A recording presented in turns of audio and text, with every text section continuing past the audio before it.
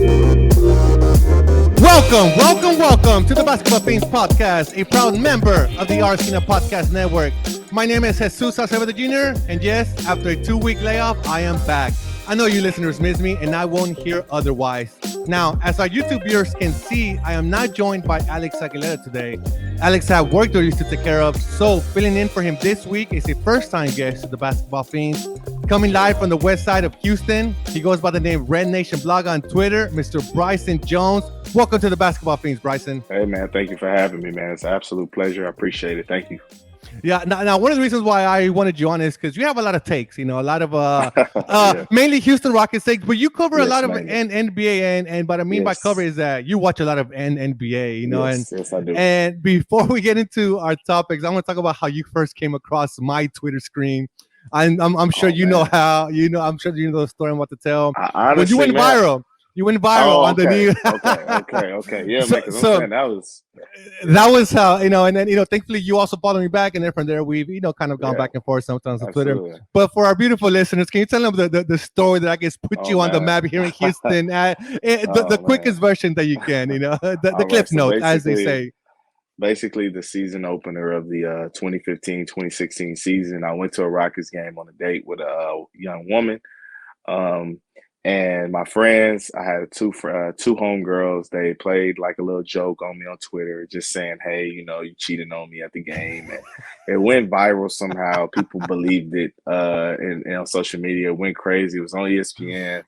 It was on multiple shows. It was crazy, man. My phone was getting blown up. My battery was dying like that at work. I was like, bro, this can't be real. Like, and it was all a joke and everything like that. I will say though, a lot of people don't know. My date at the time was not happy. She thought I planned this somehow.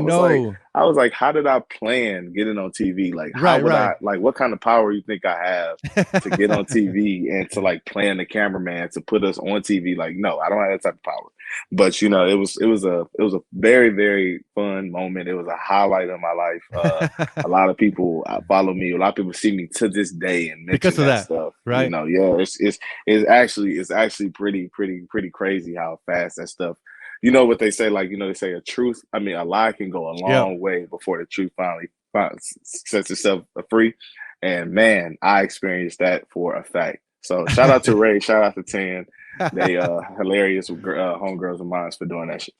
Now, do a lot of people know that was false? Because I think now it's pretty much. And my homegirls, they actually did a phenomenal job of like trying to nip it in the bud. They was like, no, we were just joking. We were just joking. It was all a joke. It was all a game. But people are gonna run with what they want to run. I think it was funny. Me personally, I'm not one of those people that take things too heavily. Like as soon as I saw it, when I saw it at the game, I was like, oh, that's just Ray just being Ray. Right. I never thought that it would go as big as it was. The next day, I'm waking up to like, oh my phone God, blown up. like I woke up to, I was shocked. I was absolutely shocked. It was crazy. Oh my God. Well, that is definitely a highlight of your life that you can always tell that story, Yes, absolutely.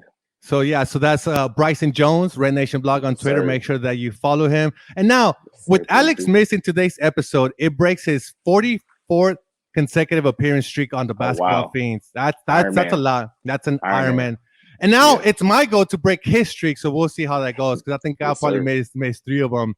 And Bryson, speaking of streaks, there's one team in the NBA who's firing on all cylinders and currently on the longest winning streak in the NBA.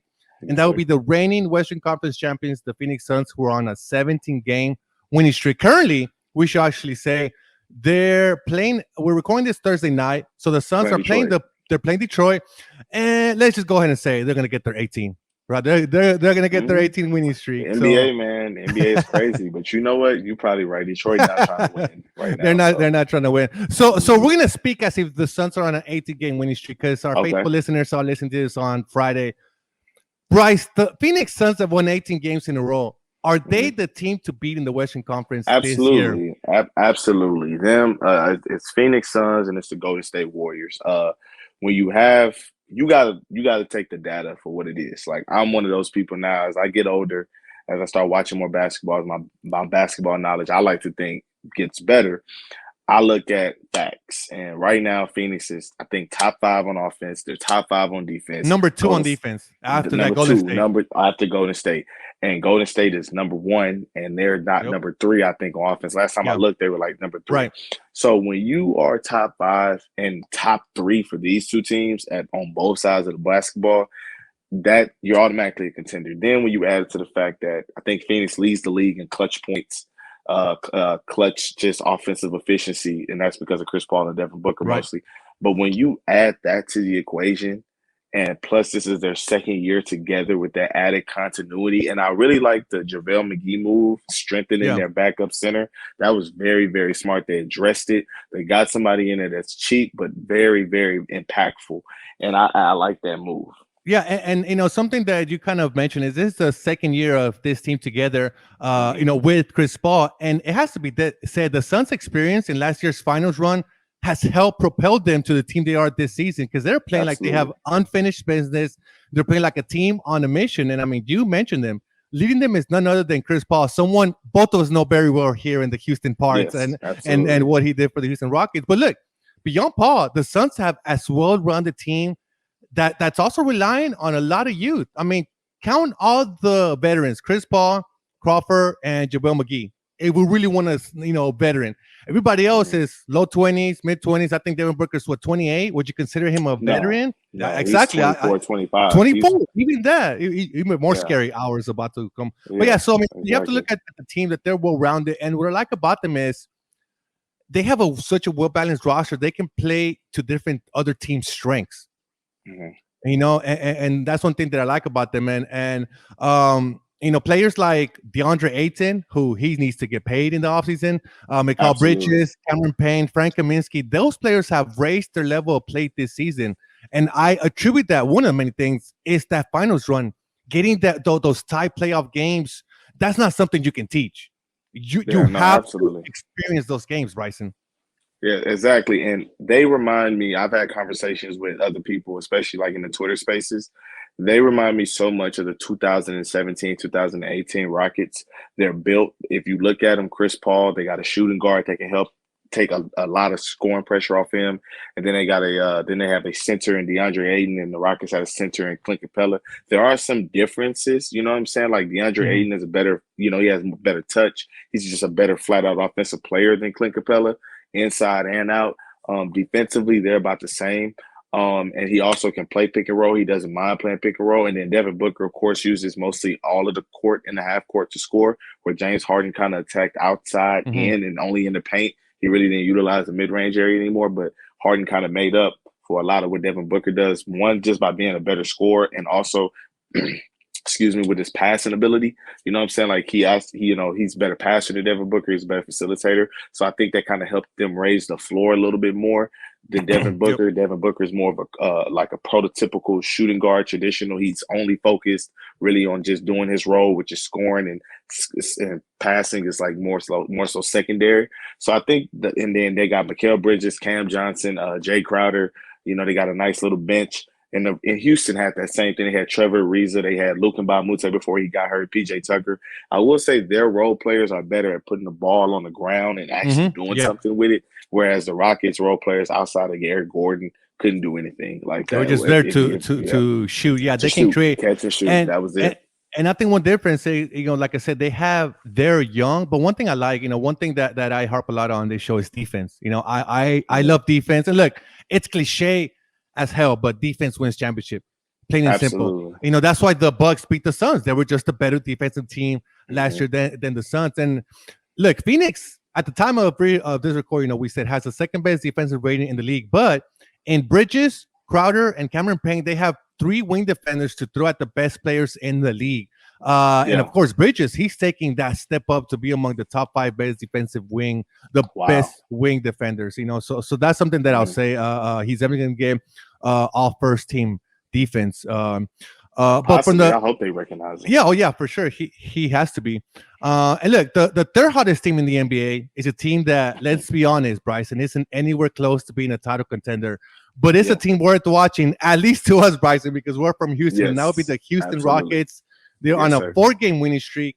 And Yes, that sir. follows the recent 15-game losing streak, and in doing so, become the first team This in team, NBA history to win 4 straight after losing 15 we in a always row. doing history. We Oh, always doing history here. That's all we do in always. Houston. There you go, right? And that's actually where your Twitter name comes from, Red Nation. You know, you follow the Houston Yes, Rockets pretty yes, deeply. yes, Um, yes. but something that I want to bring up is I'm not sure because I know on your Twitter sometimes you're very kind of jokey, you know, where you don't know whether you're being truthful or not in some of your tweets. Yeah, yes, I do that a lot. So so I want to know how truthful are you in your Jalen Green tweets that when he comes I back, don't it's want to reveal. I don't want to reveal that. I want to keep my cards close to the chest. I want to keep people guessing. You know what I'm saying? I mean, people that know me in real life know me, yeah. but and people that have conversations with me, they know me. I'll tell you after we get off of this. But I don't want to reveal anything. Hey, it is what it is. What I say about Jalen is what I say about Jalen. I'm sorry, guys. I can't expose that. I gotta hold that close to the chest. But I will say, his absence, I wouldn't say has helped him or just because he's gone there. I think the biggest change we saw was that Steven Silas finally went for that too big lineup with Yes. Oh my gosh. Thies with and now Wood is so big. And I think that just opens up the floor for everybody else Yes. to do their thing. Now, unless that big is Sengun, which come on, everybody in Rockets already loves that guy. They want him starting. Sengun is crazy, man. Sengun is crazy. I have this theory that in 5 years he could be the best pick of this draft. Man, that would be crazy. I mean, I wouldn't mind that happening, but for the sake of the number 2 overall pick, I hope that is Jalen Green. Just because why draft him number 2 if Sengun is going to be the best player But I in the mean, draft? when the Rockets drafted him, they didn't think Sengun was going to be what we've seen. I mean, that's the reason he went 15 and not top 10. Now, others were saying already, giving that comparison to Nikola Jokic, the current NBA MVP, when he was playing in I know he's from Turkey. Yeah, Turkey, right? So in Turkish league. Mm-hmm. So at the time, they didn't know. And look, there's maybe Jalen Green becomes the second best player in the draft, or maybe he does become being the best player in this draft. He's still just a rookie. Both of these guys, right? Who's Absolutely. to say that Sengun after this year has a drop off and this is as good as he's going to be? Wow, that would be sad too. That would be sad too, exactly, right? But look, like you said earlier, it's the NBA. Anything can happen in the NBA.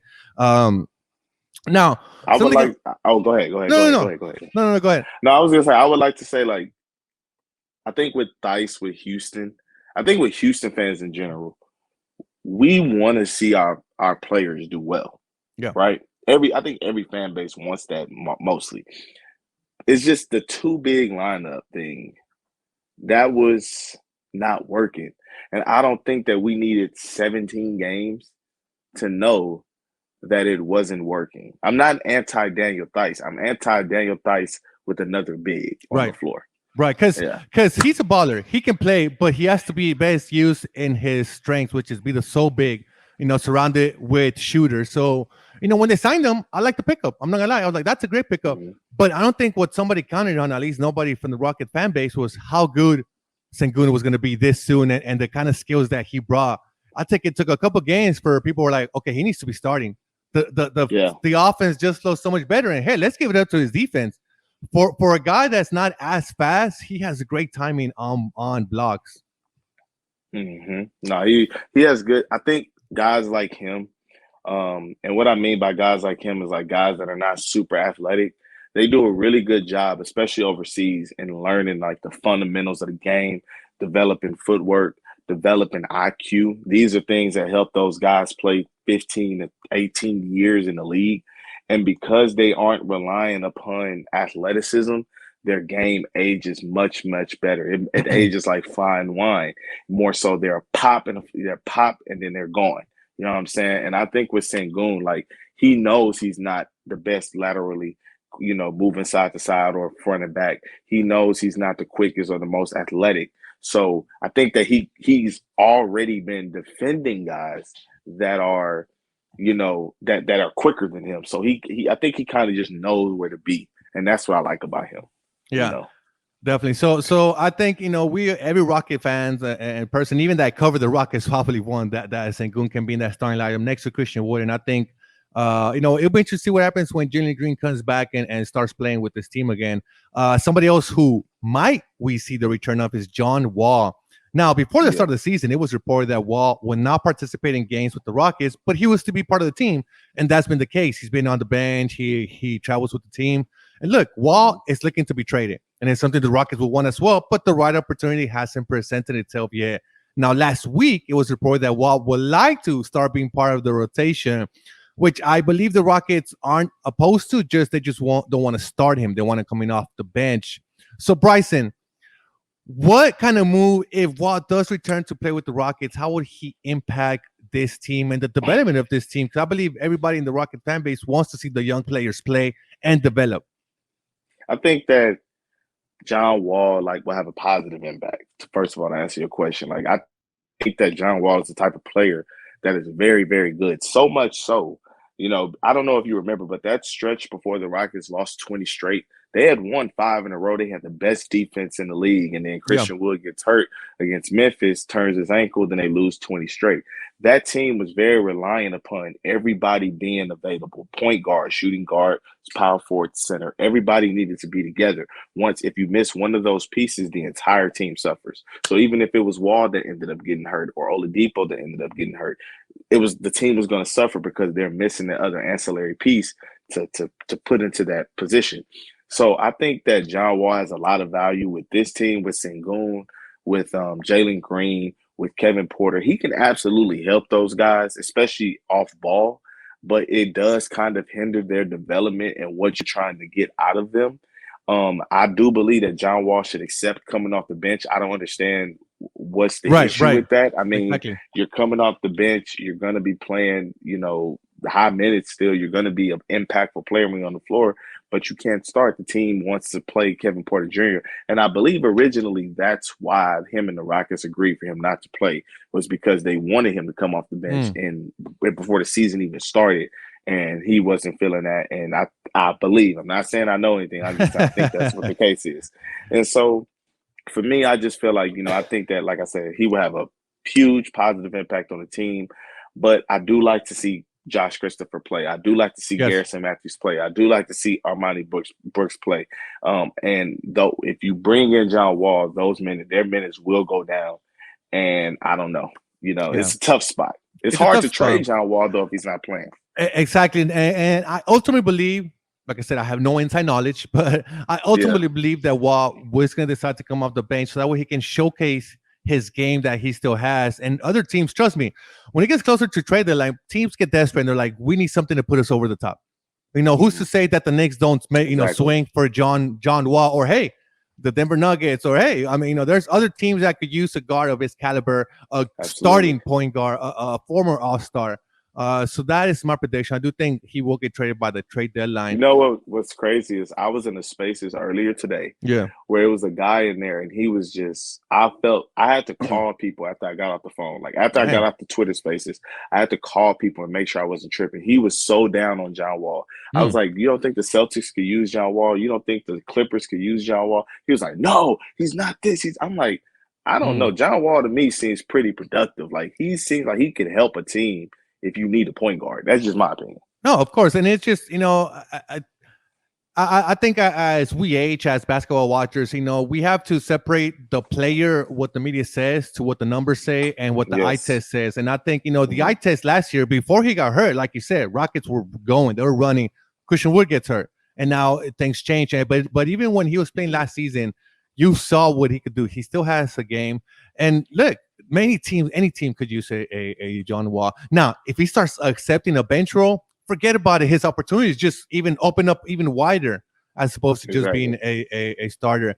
So like I said, I do think he'll get traded by the trade deadline. Now, someone that got traded from the Houston Rockets last season and who is close personal friends with John Wall was DeMarcus Cousins. More recently, Cousins decided to sign a 1-year deal with the reigning NBA champions Milwaukee Bucks. Look, let me tell you, I think this is a great pickup for the Bucks. Because look, Cousins isn't being asked to carry the scoring load, but to simply play his game and be a team player. And it's something that Cousins admitted himself. And I quote, "I'm here to be a team player. I'm here to help this team win. This is an accomplished team. They won the whole thing last year, so they have an identity. I just want to come in and fit in, do my part when my name is called, and help this team become a better team." Bryson, how do you see Cousins fitting in with the Bucks, and how much can he help them when his number is called? That's a very, very tough question for me because I don't know. I really don't know. I feel like Cousins is gonna go out there. He's gonna put up some points, But when it comes, we talking about playoffs, right? The Right, Bucks right. are a contender. Oh They're a yeah, contender. We're not yeah. talking about regular season. No, no. They don't need Boogie for the regular season. Mm-mm, But in the mm-mm. playoffs, I don't believe he's gonna play that much. I mean, maybe. I know Brook Lopez is out indefinitely with back surgery. They just Right. reported that, Yep. but I don't see how Boogie helps. Like against Trey Young, do you want him against Trey Young and drop coverage and pick and roll? Do you want him going up against the Bulls when they target him on isolation switches? Like, is he going to be on the floor for those types of possessions? I don't really see what he brings to the table. Maybe you got something in mind. I don't know. I think what he brings to the table, he brings physicality, and yeah, obviously Yeah, he's he gonna be does that. he's gonna be isolated against some of these younger guards, Trey Young, Zach Levine, DeMar DeRozan. But thing is, you could use him on the offensive end. There's not too many players that can guard Cousins down in the post, And granted, he's not gonna get many touches, but he's gonna give you that physicality and because you also have some toughness already. So Cousins doesn't need to bring his toughness. They already have it, but he's also going to bring that. Now, he's not as Yes, consistent from an outside shooter as Brook Lopez, and I think that's where they're going to miss, Brook Lopez, because he did have back surgery, like I mentioned, and he's out, and definitely. But I think Cousins is going to fill in that role. He's going to get playing time. I think in the absolutely. in He the already regular played. season, he's already playing. In the regular season, he's going to get playing time, and from there, the Bucks are going to be like, okay, we're going to pick our spots when we can use them in the playoffs. Maybe sometimes Absolutely. sometimes he has to guard Trey Young and he's going to get burned for a 3 year. Maybe that's when they decide to double team. The Bucks are a very smart team. They have a No, they good are. coaching front. And look, they were down 2-0 in the finals before they made some defensive adjustments against the Suns. So I think they're going to figure it out. They're going to figure it out. But No, I think definitely. I think it's a timely pickup because, as we both have already said, Brook Lopez is out indefinitely. So they're definitely going to have to learn how to play with Boogie, find out, what he likes to do. But like I said, he's just there to help. If his number's not called, hey, I'm here when you need me. And there may be some times when they need him. You know who they could have used? Daniel Theis.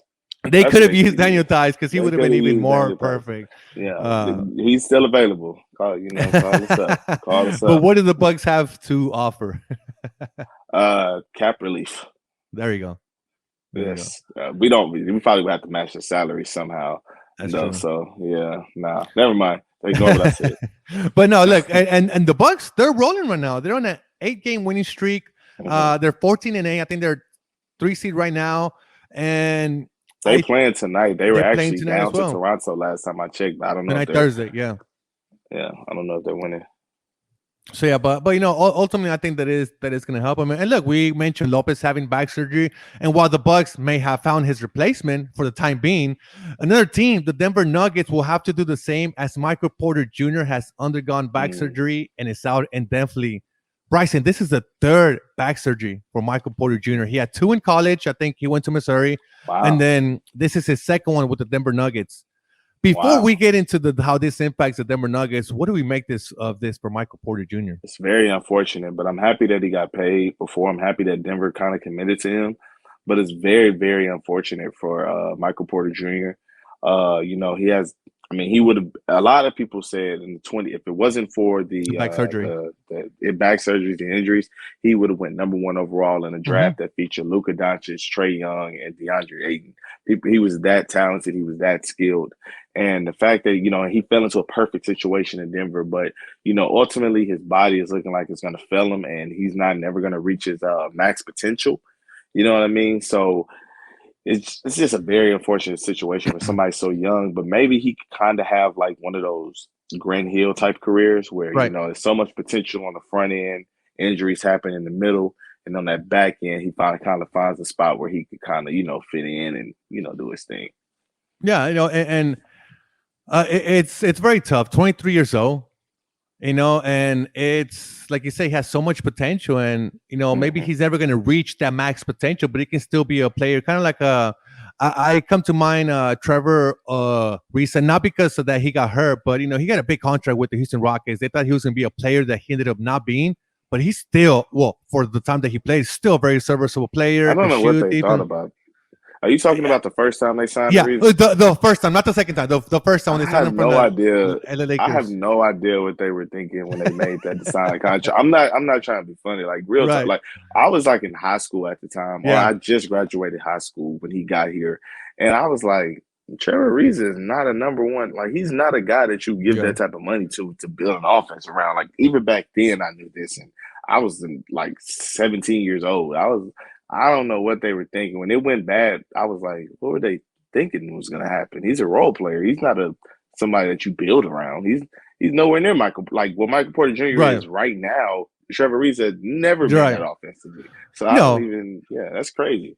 No, yeah, and my comparison is just that Yeah, he I get it. found Yeah. he found what he was good at, but I think that could be for Mhm. Michael Porter Jr. because he can score when he's on it. He has a nice, sweet touch, beautiful shot.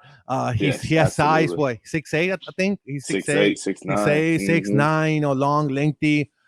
Just the bag for some reason. There were some other players that they mentioned that could never recuperate after having many back surgeries. People mentioned Rudy Fernandez with the Portland Trailblazers. Do you remember him? That's what happened to him. Back surgeries, I and never knew that. he can never return to the player because once he was playing with the Blazers, people were like, oh my god, this guy He from was good. Spain, He he was was really good, good in the good playoffs. In the playoffs in versus the us, he was playoff. really good. Yeah. So Martell Webster was another one that could never really Oh wow, recapture that's a long name. what he had. That's a These are long all time. Blazers players that you mentioned too. By the way, Wow, they got bad luck. that I is think oh my Martin god, Webster played for the Blazers you're too. so I right. believe so. Yeah, that's a long time ago. But yeah, I was Another a little one, kid when he played. But yeah. Quentin Richardson was another one. Oh, I didn't know that. But Damn. but see, Quentin Richardson transformed his game. When he was with Phoenix Suns, he was like a three guy, like Three. Yeah, yeah. because he I never lost remember a that shot. much. So maybe Yeah. that's what Michael Porter will have to be. Maybe not. He will never be a star, but he'll be a great role Mhm. player that you need on your Yeah. team that could at He's any talented time. enough that he can do that. He's talented enough, Exactly. and that's a good thing about being so talented. That if you can't do what you really want to do, which is be a superstar, be an all-star, all NBA player, you can at least be a quality role player, and there's still money in that, and it's Oh, still it's still money value in there. him. It's still value in that. You know what I'm saying? So that is definitely true. Yeah, that is definitely true. Now, Michael, as we're talking about the Nuggets, do you feel that this officially takes him out of title contention? Yes. Yeah. Yes, absolutely. Jokic, I don't know if it's still, I don't know what the numbers are now. I haven't looked it up, but I remember when we played them back when we had lost by like 1 point, they were like last in the league in 3-point percentage. They were last in the league in like another stat. Jokic can only do so much. Jamal Murray will help, but losing Michael Porter Jr. and even it's not just about losing Michael Porter Jr. When you injured, your money doesn't come off the books. They still have to pay him that money, Yeah. and they're not going to be able to get anything while he's out for with that money that's taking up that cap space. Now, if he was injured and then they freed up another 30 million that they could spend on another player, then we could talk about contention. But they can't do anything with that money. That's just money sitting there that's owed to Michael Porter Jr. So it takes them out of contention. I love Jokic, so it sucks that he's in that type of Situation. situation, and it sucks for Michael Porter Jr. obviously, but Denver was definitely in that mix with Golden State, with Phoenix, if they had those pieces. But with just Jokic and with just Jamal Murray, I don't see them doing anything. Now, look, Jamal Murray comes back, right? And the thing is, he's going to help them for sure, but he's not going to be the Jamal Murray we saw in the bubble that helped take the Nuggets in a deep playoff run. Now, next year, depending on what happens with Michael Porter Jr., if it's just Jamal Murray and Jokic, okay, maybe you could throw them as title contender, Western Conference Final Championship, contenders. But definitely need that third piece, and that's what Michael Porter Jr. was. But yeah, I clearly I think the Nuggets will make a playoff run or maybe get one of those, 7, 8, 9, 10 seeds. I think they're still talented enough to get one of those. And look, in the playoffs, who knows what can happen, right? They still have Aaron Gordon, Will Barton, and Monte Morris, and they're all averaging double-digit points. So they still have talent on that team. Now, deep playoff run, I don't see it just right now. Now, maybe Jamal Murray helps them get to the second round, but then after that, it's going to be very tough for them to move past that. I see Jokic having them a little higher than 7-2. I think Jokic is one of the most underrated players in the NBA. I believe he's a top 3 player. I honestly believe he's a top 3 player. It's him, Steph, and Giannis for me. I feel like Jokic raises just the floor of everybody around him, and his ability to pass and score and shoot at an elite level is unmatched. And a lot of people bring up his defense, and that's a solid point, but I don't think it offsets what he Right. brings to the Enough. table Enough. Yeah. offensively. Yeah. Yeah, I He don't brings think it's what he, that. the scale Yeah. is like offense to what you Yes, lose on. It's not that exactly. much. So Exactly. It's not that no, much. He just raises the floor so much. It's it would crazy. not surprise me if they get like say the 5 or 60, because like I said there's still talent on this Denver Nuggets team, so I could Hmm. see them making a for sure first round, maybe a second round. But I think that's where it'll get tough for them in the second round. Now, here's what I was thinking. Look, Denver is currently in 10th place.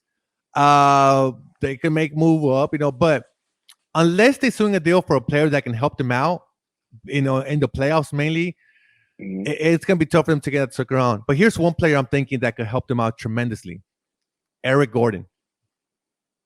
Yeah, that's actually a good name. That's actually a very good name. And I would love to see Eric Gordon with a plan off of Jokic. I would Can you imagine love to that? see that. That would Because be nice because Eric Gordon needs that. Like he needs a facilitator. and no, he can facilitate his own shot. I think he's leading, not leading, but I think he's one of the best No, I paint meant scorers like, with the Rockets. of But course he can. but Yeah, but it helps it. but he can also just you cannot leave him open, because if he's hitting that shot, Absolutely not. forget about it. So I think he can help them. He can give them what Michael Porter Jr. was going to give them, and the thing that helps him even more is that Gordon has playoff experience, Yeah, deep that's playoff true. experience. That's something that Porter Jr. was just gaining. But now here's the thing: is what do the Nuggets have to offer? you know, I was actually saying that. I was actually see. I never thought about Denver, but obviously this is before the Michael Porter right. situation, so that's a good one by you. I was thinking Phoenix, and the reason why I was saying Mm, Phoenix is because I think that when Klay Thompson and James Wiseman come back, that mm, kind of swings the pendulum. Barring something crazy happening, that kind of swings the pendulum back to Golden State being the best team in the league, bar none, and Phoenix kind of like trying to catch up. right. But I think that Eric Gordon coming off of their bench would help. And if you say, well, what did they give up? I know that Phoenix probably doesn't have the cap space. When you contend, you 9 times out of 10, you don't have the cap space. Right. So I was thinking like the guy that was in summer league playing for Phoenix, Jalen Johnson. I was Oh, thinking okay. getting him back for us because he's like a 3. He could probably be like a wing. And I was thinking about that's another. I don't really care about their players per se. I just right. wanted to honestly. I was just thinking about Jalen Johnson to be honest with you. But I was just thinking about just helping out Phoenix. Like what could help them Right. strengthen them as contenders. And Eric Gordon, in my opinion, strengthens their bench more because I don't think they really have a dynamic scoring 2 off the bench. I don't Right. think.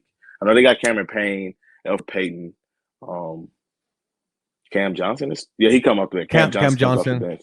and Frank Yeah, so Kaminsky and as a Eric big, and but Frank, yeah. and I think they still got Dario Saric, even though he tore his ACL, so he might be out for a little bit of time. So yeah, Eric Gordon. I was thinking about Eric Gordon, who would help them, but Denver is actually, especially since the Michael Porter situation, Denver is actually a really good situation. I think about that. That's a good name. I think as I think we're gonna see the Rockets be sellers, because they definitely want to deal Eric Gordon Yes, and definitely they John can take Wall. Daniel House too. They can take Daniel Daniel House too. Daniel House. Yeah, Look, the Houston Rockets have players that contenders could use. Like clearly, yes, simple as that. Dice. He's another one. Teams could use him. So I think the Rockets are going to be sellers. We could see them making a lot of moves, maybe getting more picks back, trying to free yes. up more cap space, and just letting the young players go run right. Hmm. So yeah. Yeah.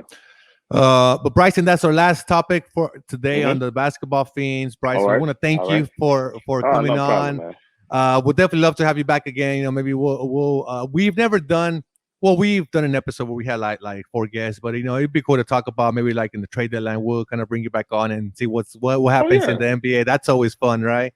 But I Bryson, want the Rockets. I want the Rockets to get it up to 6 games. I want us to beat Orlando. I want us to beat the Pelicans, and then we need to start losing again. Stop all this winning.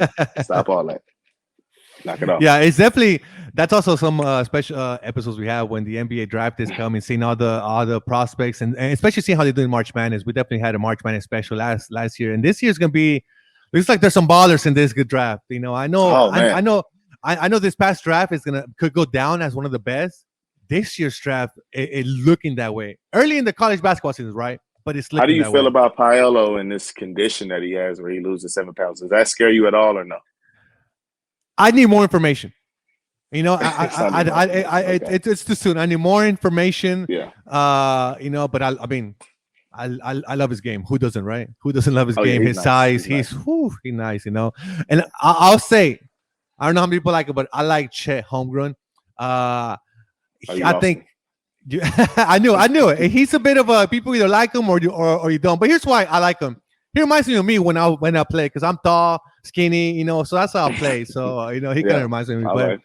Yeah, the reason why I like him is I think he's perfect for this new NBA style that's happening right now in the NBA. absolutely. But he has to be a three, like a big three, maybe a four, stretch four. He You playing at know, 3 or 4. yeah, stretch 4 or 5. I mean, stretch Small four, ball 5. small ball 5, small ball. Oh my Yeah, God, can you imagine him in a small? Because the thing is, he had yeah, good basketball IQ. You yeah. know, so he has good basketball IQ. But I still don't think he's better than Paulo. I think Paulo is clearly the number one. Like no Mhm. matter what Chet Holmgren does the rest of the year, I think Paulo is the way to go. I think So Paolo. I see. I know. I know you got to go, but I just want to say this. no, go for it. Paolo to me is more of a traditional Yeah, positional player where you could play him at one spot and he's going to be better at probably anybody at playing that position.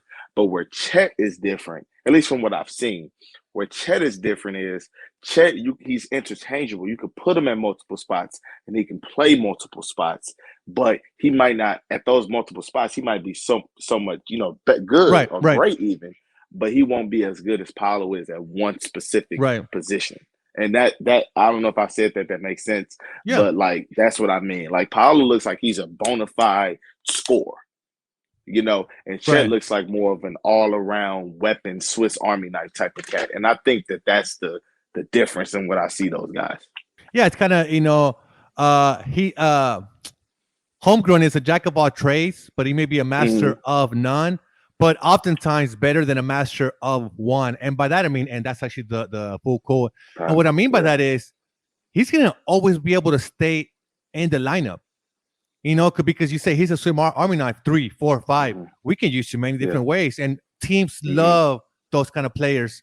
So he may have a longer maybe playing career. If it's Mm-hmm. her to Paulo, because Paulo is like, this is your spot.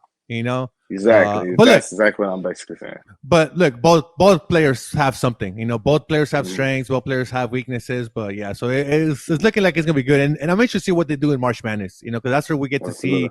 Because March Madness, to me, is the clearest indication of how a player could translate to the NBA. We've seen many players go off in March Madness. Steph Curry with Davidson, That scares me though. I don't like March Madness though because Trey Burke got his stock up because of March Madness, and he's nothing but a role player. And hate the that player, not boosts the him into the game. lottery. I hate the player, And that not the boosts him game. to the lottery. So I'm scared of it. I'm Of scared of course, the lottery. but I think you have to see what they did in the season. But I think you can kind of see Yeah. their potential at least, because Trey Burke absolutely. showed, oh my God, that's his potential. Now we can say he didn't reach it. That's a different thing, So, but that's actually an interesting point. But yeah, so look, faithful listeners, you got an extra topic where we got into some college basketball. Paulo Boncho and Chet Holmgren. We'll have to have Red Nation Blog maybe when we have a March Madness special episode. But Bryson, once again, thank you so much. Tell the people where they can find you on Twitter. Twitter and Instagram is the exact same at RedNationBlogga with an A at the end, not the ER. And yeah, that's where you can find me. If you see me in person, approach me. I'm very nice. So that's it. There you go. And thank you so much, listeners, for listening. This is our 45th episode. So please don't forget to subscribe. See you.